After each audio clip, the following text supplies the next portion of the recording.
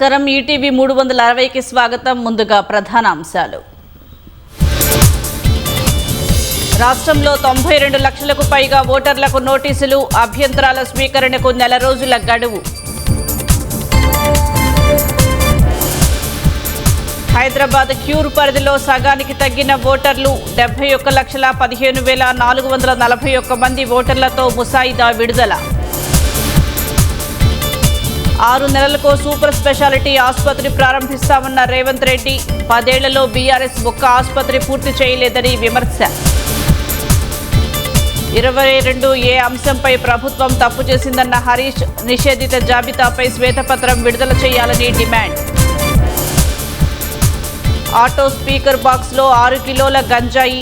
నాగ్పూర్ నుంచి హైదరాబాద్ తరలిస్తూ ఉండగా పట్టుకున్న ఈగల్ ఫోర్స్. విద్యార్థుల ఆందోళనలతో దిగొచ్చిన జార్ఖండ్ సర్కార్. 2014 నుంచి అవుట్ సోర్సింగ్ ఏజెన్సీ నిర్వహించిన పరీక్షలన్నీ రద్దు.